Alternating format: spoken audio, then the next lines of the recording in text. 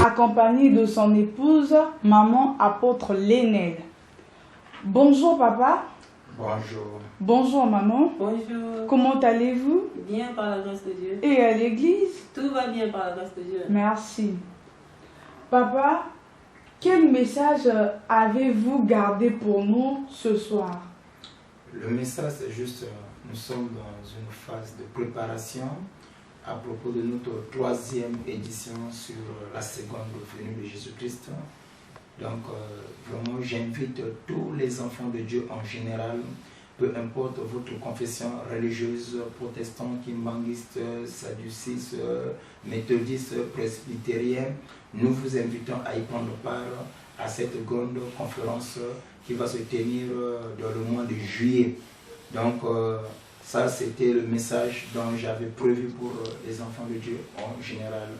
Nous avons une grande conférence sur la seconde venue de Jésus-Christ dans le mois de juillet.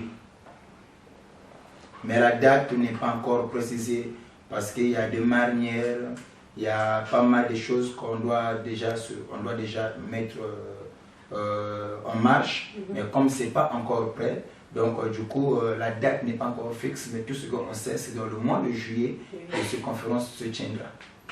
Merci. Papa, nos téléspectateurs se demandaient comment garder le secret du mariage. Quel est le secret du mariage? Bon, le secret du mariage, tout d'abord, il y a lieu à comprendre. Parce qu'il y a un monsieur qui a écrit, la meilleure façon de connaître une invention, c'est d'interroger son inventeur. Donc, si on veut mieux connaître le mariage, il faut d'abord interroger celui qui l'a inventé. Donc, le mariage a été inventé ou institué ou restauré par Dieu lui-même. Donc, s'il faut connaître le secret du mariage, il faudrait que les gens qui veulent se marier doivent tout d'abord, connaître Christ. Et sur cette base, il saura aussi quels sont les secrets du mariage.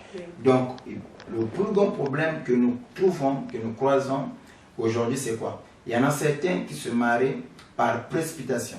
Il y en a d'autres qui se marient par pression. Il y en a certains qui se marient par enthousiasme. Il y en a certains qui se marient pour prouver à ceux de sa famille, à ceux de sa génération que lui aussi, il est capable. Il y en a d'autres qui se marient par intérêt. Donc, les gens échouent parce qu'ils ont une mauvaise base ou une mauvaise fondement ou une mauvaise conception du mariage. Donc, le secret d'un mariage réussi, on doit se marier. Pourquoi je dois me marier? Pourquoi tu dois te marier? Si je dois me marier pour honorer la parole de Dieu, ça, c'est le secret d'un mariage réussi. Parce que la loi divine nous pousse à comprendre qu'il n'est pas bon que l'homme soit seul. Je lui ferai une aide semblable à lui.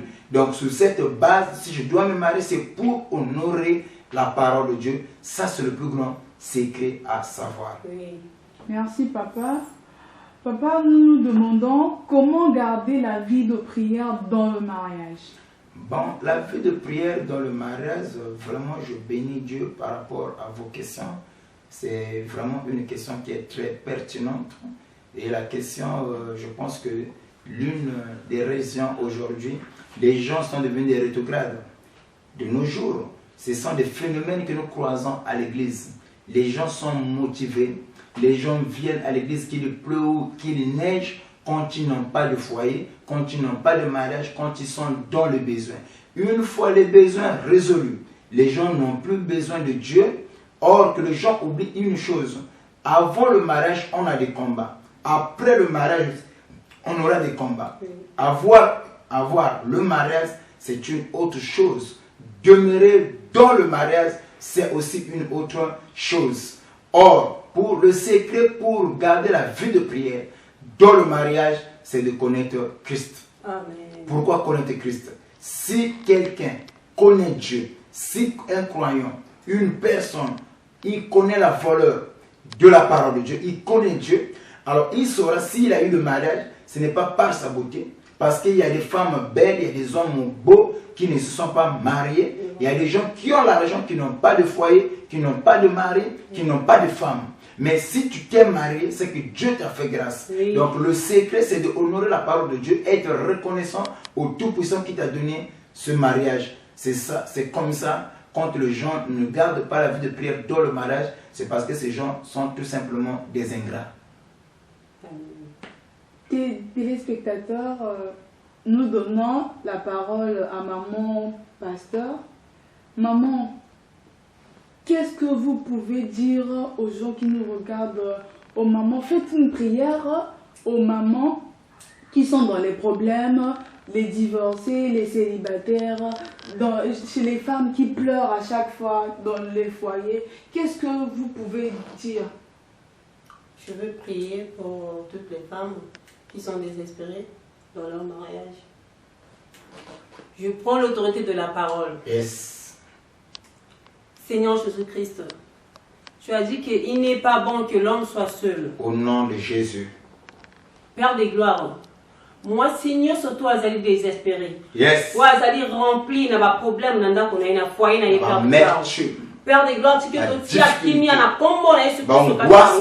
Alors na transmettre onction. Il y a pécat nanda ko ya motonyo surtout à moi Seigneur surtout azali là. Il y a toutes les femmes pleureuses. Nami bali au Père de gloire, au Père bazali ben capable na moment au Père de gloire. Pendant qu'on se mettre, pendant qu'on s'en occuper na basi na bango. Père de gloire, tu es Père de gloire, ça va possibilité, ça va ma casse nous amène. Nati ko ti a Père de gloire, onction Père de gloire. Il y a unité, amour cache na ba foyer nyon surtout. Et bazo na biso cache na mon attend au Père de gloire. Ça quand on cache na bango, au nom puissant Jésus-Christ, na comment Jésus-Christ na cinq na commission. Amen. Amen.